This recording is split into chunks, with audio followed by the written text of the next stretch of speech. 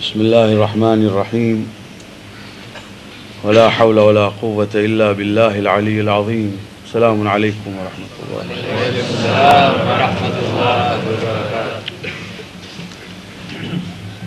Tonight is 27th night of Ramadan, and among the nights which have been recommended for Qadr, Shab-e Qadr, one of the nights is 27th night, and therefore it is one of the Layali al-Qadr, one of the nights of Qadr. And the same thawab which we had on 23rd night, some of the ahadith and narrations from the Prophet have come to prove that even tonight is the night of Qadr, in which people may do their a'mal the same way as they did in the nights of Qadr and keep awake for ibadat till morning. Allah subhanahu wa ta'ala inshallah will accept our a'mal, and those of us who will do the a'mal tonight, we will request them to remember us in their prayers. But one of the most disturbing things that has again come to my notice is that some circulars are going around showing that if anybody prays 2 rakat namaz tonight, his qadha for the whole life is paid up by those 2 rakats. And this has come up again this year. It came last night, and last year also I saw it, I spoke about it. And they have named this namaz as namaz-e qadha-e umri. Qadha-e umri means qadha of the whole life. That means you just pray these 2 rakats with some tasbih after it and everything is waived. But the most interesting part in this circular is that not qadha-e umri, it is much more than that. They have written that the qadha of 700 years are waived. So that means you are given a promise that when you come again to this earth and live 10 times over, if you are lied at the age of 70, every time you go on skipping your namaz, inshallah, Shab-e Qadr, if you pray 2 rakat, it's all waived. Now this sort of misleading things have come in the post office with a request that you circulate it. There is as a request there, PS, that please make 7 copies and circulate. That means circulate the misleading thing, you see. There is nothing like this. There is nothing like qadha-e umri, or there is no namaz as such. The qadha has got to be repaid as shown by the Sharia and not by such wishful thinking. Now, coming back to a few masail on trades, trading in hide and skin, which is not slaughtered according to Shariat of Islam, is also haram. That means one cannot do the business of skin and hide and leather, true leather or real leather, if he is sure that the animal has not been slaughtered according to Islam. That means there is no dhabiha. To deal with that is to deal in najisul ayn, and therefore it is haram. But according to all the ulama, Ayatullah al-Khoyi as well as Ayatullah Gulpayagani and others, you must be sure about it.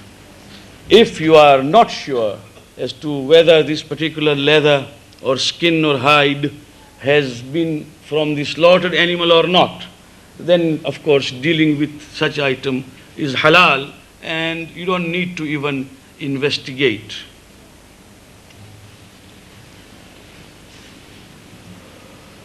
When we have come to this, there are certain things about the cancellation of contract which has created some misunderstanding, that people believe that if the contract can be cancelled after having been concluded, the businessman will have problems.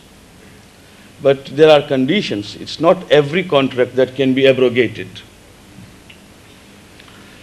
There are contracts which cannot be abrogated, but if one has cheated, I showed you a sample, you saw a sample, I gave you all the specifications and said this is the thing that I'm going to supply. We signed, contract concluded. When I supplied you the goods, I supplied you something else. then that can be abrogated. This is the meaning of abrogation and cancellation of contract after having been concluded. That means the man who purchased it can say that although I have signed, but I do not accept it and I have cancelled this. And he is entitled to get his money or deposit back. This is the meaning of when the contracts are abrogated. And second thing in Sharia is, which is called the khiyarul majlis. That means when you and I sit to conclude a business and we signed, as long as we are sitting there, even after having signed, either of us has a right to cancel. But if one party stands and goes away after having signed, then there is no abrogation of the contract if there is no cheating, no fraud carried out. So there is a majlis khiyar. That means as long as I am sitting, you are sitting, we are in a business chamber or a room, and I have signed, you have signed, and as long as I am sitting and you are sitting, there is still a right of abrogation and cancellation. The moment one moves out, one of the two, this vendor or the buyer, then of course that khiyar or that option of cancellation is out.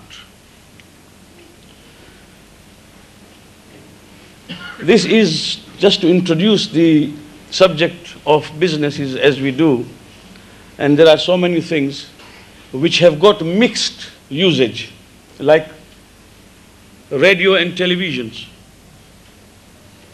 There is a use which is halal and there is a use which is haram. Now this is a third category. The first was everything is haram, najis, you can't sell, you can't buy. If among them there is something which has got a halal use, like the manures and fertilizers, I said last night, you can use it for particular purpose. But now I have come to the mixed one. A television can be used for haram purpose and can also be used for halal. A radio can be used for halal purposes and also for haram.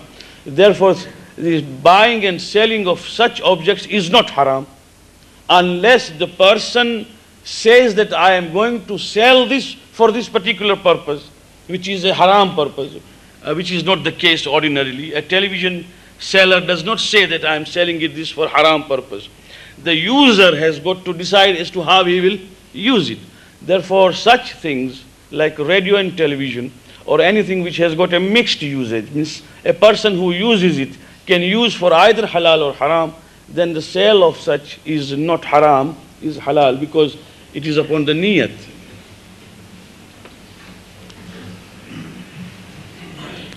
May Allah give us barakat in our rizq, in our sustenance and provision, and the businesses of our people may inshallah prosper, but it should be in the halal way. Because when it is in halal way, then we can see the barakah. If it is in haram way, then we know what happens, and there is no need to comment on that.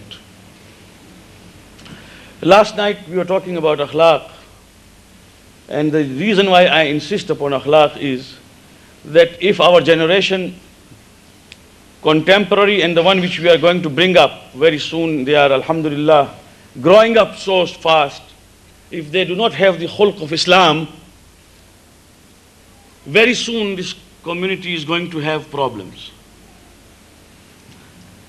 And when I'm talking to this community, many people think that I'm confining my address to a particular people. Yes, I do. Why should I mince my words? I'm addressing a particular group of people, therefore I am concerned about a particular group of people who are sitting before me.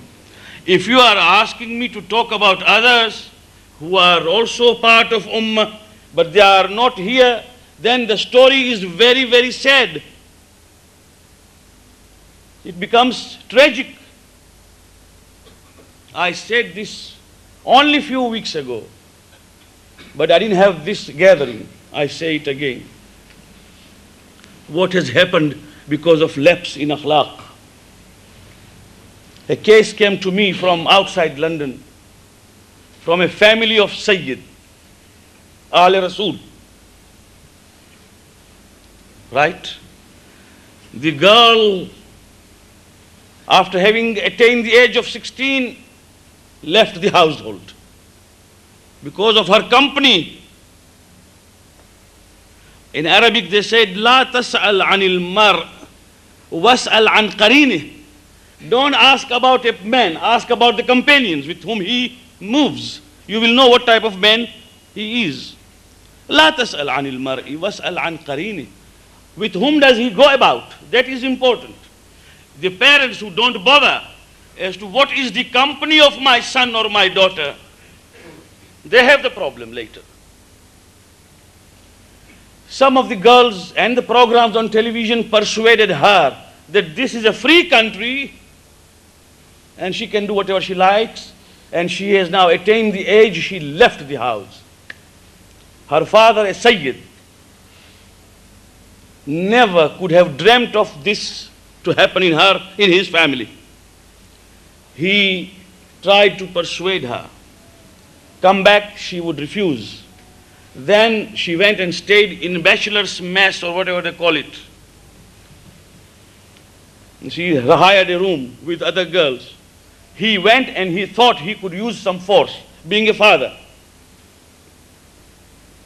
And the moment he used some force and admonition and reprimand, she immediately lifted the telephone and rang up the social service.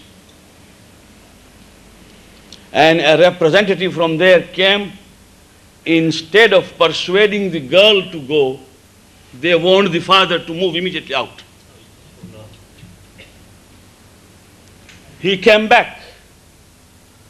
There was a case. Social service took up a case and a tribunal was arranged. And the girl came there, and so did the father and the relatives. The father could not believe his ears, could not believe his eyes, when the girl stood up in the court and said, I left because my father tried to rape me.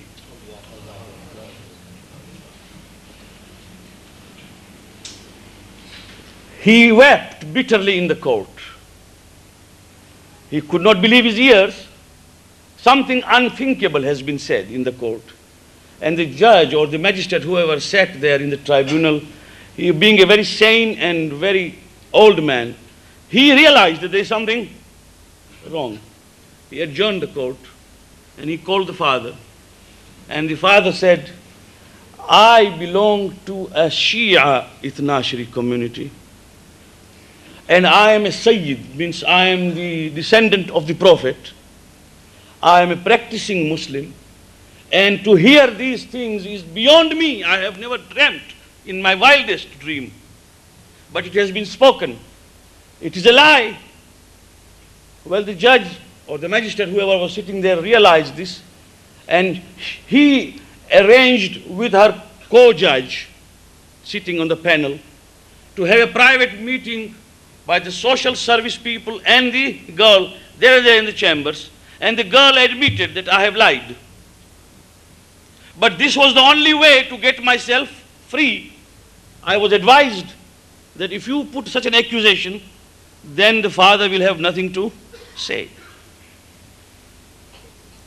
Well, the court reassembled the tribunal, and the girl admitted the falsehood. She said that I have lied and I am sorry for that. The father stood up and said, Your Honor, I have been acquitted. But I don't want this girl in my house again. She can go wherever she wants to go now. Because if she had the temerity and audacity and courage to blame me of a thing which was unthinkable, then that girl is not suitable for my house. Now I don't want a case even. I just want her to go wherever she wants to go. This has come to me in England.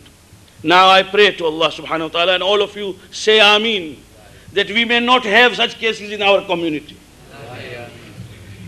Because we are all fathers of girls, we are all brothers of sisters, and we are living in a community which is actually under the onslaught and attack of this sort of culture. Either we accept it or we reject. If we have rejected it, then we have got to work hard for it.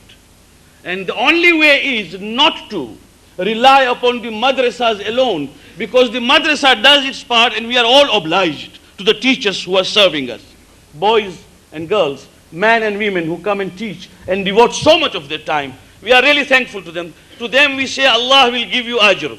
But at the same time, major responsibility lies on us parents at home. We don't care even to ask the children as to why did you do this. There was a time, I remember, when we were young, sometimes an elderly person in the community would either catch us by the ear and say, you, behave. Or someone would even slap. And if we went home and if we reported this to our fathers, that Bapa so and so hit me, ek tamacho mairo mane, he would tell me, if that man hit you, then I must hit you also. You see, because he is an elder. If he hit you, there must be some reason. You must have done some mischief. And we would get double the punishment. So we never reported home that we have been punished by the elders. Today, when we punish the elders become our enemies.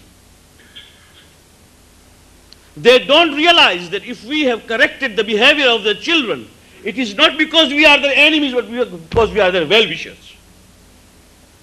Instead of coming to thank us, they come and quarrel with us and fight. How can this be mended? So that is the reason why we are going on this line of approach, because we do not know whether we will ever get this opportunity again or not. Nobody can guarantee his or her own life. That is one thing. The second thing is this, that started from kibr. So many things in arrogance and pride spring up as gunahan kabira. Take example. Yasin, Surah Yasin. وَإِذَا قِيلَ لَهُمْ أَنْفِقُوا مِمَّا رَزَقَكُمُ اللَّهُ قَالَ الَّذِينَ كَفَرُوا لِلَّذِينَ آمَنُوا أَنُطْعِمُ مَنْ لَوْ يَشَاءُ اللَّهُ أَطْعَمَهُ إِنْ أَنْتُمْ إِلَّا فِي ضَلَالٍ مُبِينٍ. When these people are told to spend in the way of Allah, the answer they give is, why should we feed those whom Allah Himself can feed? We are reading every day in Yasin. Why do we read Yasin? Yasin, the Prophet said, is the heart of Quran. Because so many things are there. إِذَا قِيلَ لَهُمْ أَنْفِقُوا مِمَّا رَزَقَكُمُ اللَّهُ. When they are told, give away from the wealth which Allah has given you. قَالَ الَّذِينَ كَفَرُوا. Those who don't believe, they say, لِلَّذِينَ آمَنُوا. They say to those who believe, أَنُطْعِمُ مَنْ لَوْ يَشَاءُ اللَّهُ أَطْعَمَهُ. Should we feed those whom Allah Himself can feed? This is kibr, takabbur. This is the pride. When a man becomes conscious of his self-sufficiency, that now I don't need, then this comes in. Ali ibn Abi Talib salawatullah wa salamu alayh was once traveling outside Kufa, not very far, to a village outside Kufa. For the first time, they had approached him that, Ya Ali, one day, do visit us. Mawla went there. The moment his mule, he was, of course, riding a mule, khachar. The moment his mule reached the outskirt of their village, he saw the people stand there, all of them, with their hands folded, adab. So he stopped his mule and he said, what is this adab for? He said, because you have come. You are our Khalifa and you are. He said, open your hands. Open your hands. So they opened. And then as Mawla proceeded, these people started moving like slaves behind, galloping after him. Imam immediately dismounted and said, but why are you doing like this? He said, because this is how we respect our elders. He said, do not act a slave to anyone except Allah subhanahu wa ta'ala. And don't become the cause for kibr and takabbur in the heart and minds of those who are the rulers of the world. We are all one. Walk like human beings. Respect is to be shown in a different way, not by becoming slaves and inciting in people some takabbur and kibr. No. I don't like it at all. And then what he has said has remained in the Arabic proverb till today. He said, your mothers gave you birth. Free people remain free till you die. That's it. So, the immediate outcome of kibr is that a man in his dealings with people and with his Allah subhanahu wa ta'ala changes. And he thinks that he is somebody. And because, as I said, that was the feeling of inadequacy in himself, inferiority, that he is trying to compensate it, he also tries to see the response of the people. Response. I enter and I expect people to say, Assalamu alaikum Mullah Sahab. That means I am a mutakabbir. The Prophet said, say Assalamu alaikum first. Now, if you said first, you have won the day. If I said first, I have won the day. But I must not remain seated to say that you say Assalamu alaikum. So the Prophet said, whoever is higher must give salam to the lower. That means if I am sitting here, I say salam, you say alaikum salam. I am driving a Mercedes 400. You are walking. It is for me to say salamun alaikum. Of course, in a manner which would not cause any accident. I mean, that you should understand. That thing is quite sensible. I mean, I don't need to tell you, because if you are looking here and you're driving there, you might hit someone. But salamun alaikum is for you to say, not for you to wait till all of us say hello, salam, salam, and you say. It's like this. The Prophet said, whoever rides makes salam on the pedestrian. Who is an older person makes salam to the younger ones. Say salamun alaikum, salamun alaikum. The Prophet's sunnah is that in his lifetime, no one preceded the Prophet in salam. Whenever he reached, he was the first to say salamun alaikum.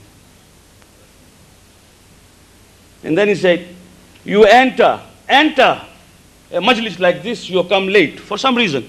Sit wherever you get the first place. Wherever you get the first place, sit down. Don't cross the whole majma from there up to here because you are very important. Or there is a seat reserved for you. Sit wherever you are. And even Imam Muhammad Baqir salawatullah salam alayhi said that one of the signs of one who is not mutakabbir, one who is not arrogant, is that he sits wherever he gets the first place. Yes. An elderly person came and sat there. You as a younger man felt that he is an old man. You stood up and said, Haji Sahab, Bapa, Kaka Ji, whatever, please. Then Imam said, whoever stands to respect you, reciprocate by accepting the respect. That is something else. That is the test for the others, not for you. You don't expect to say that I have come.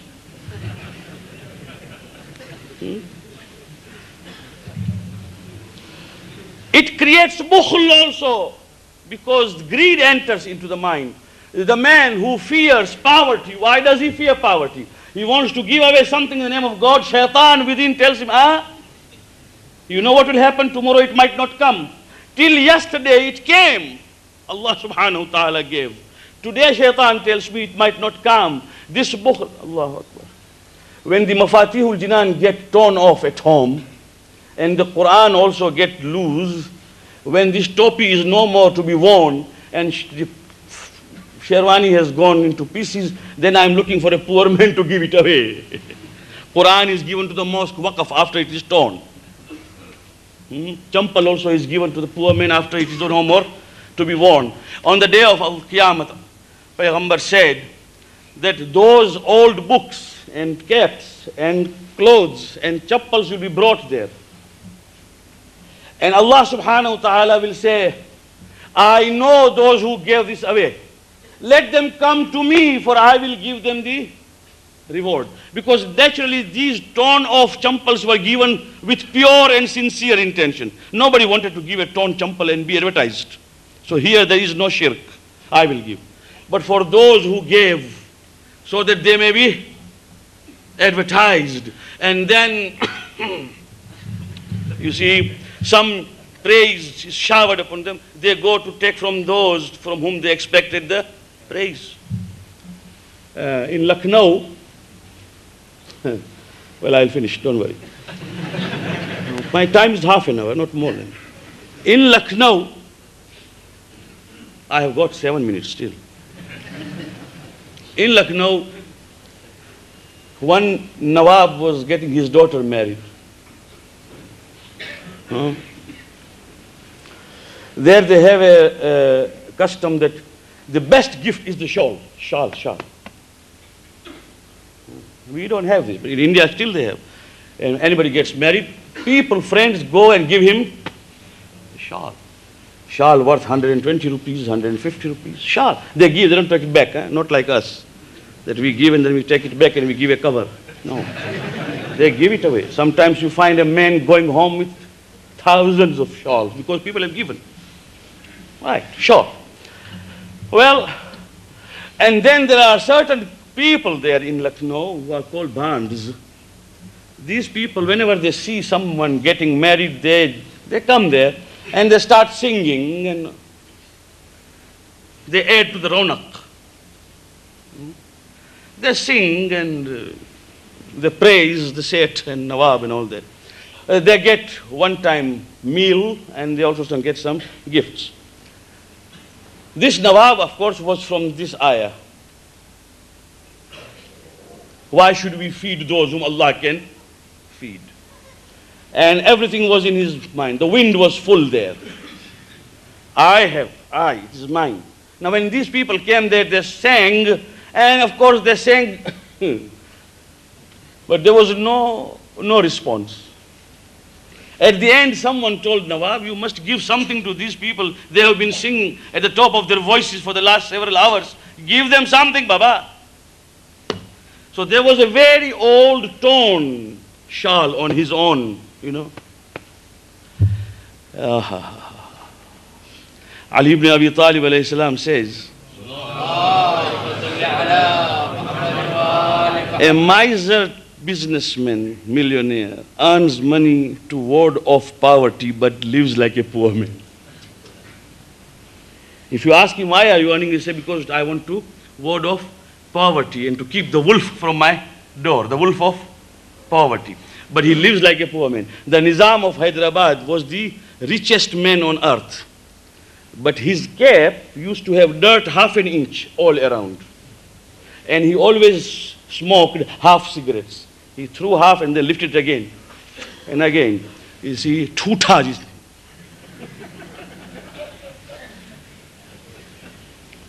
Multi-millionaire, of course. The richest man on earth at that time was Nizam of Hyderabad. So he had a torn shawl here, a very old one. He said, well, the best gift in the marriage is to give the shawl. So he took that shawl and gave it to those singers. Now those are very clever people, experienced people. They are not ordinary people. They opened the shawl immediately and they found a hole here and a hole there and a hole down below, everywhere holes and holes. So they knew that we have been cheated today. We have been outdone. But one who was very clever, he said, this shawl, this is really a historical shawl. You see, there, you just watch, there is something written.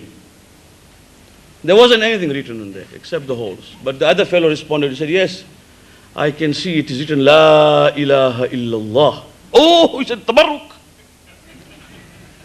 La ilaha illallah is written on this must be Barakah. Look properly, there must be Muhammadur Rasulullah also. So the other one said, it cannot be because this was before the Prophet was born.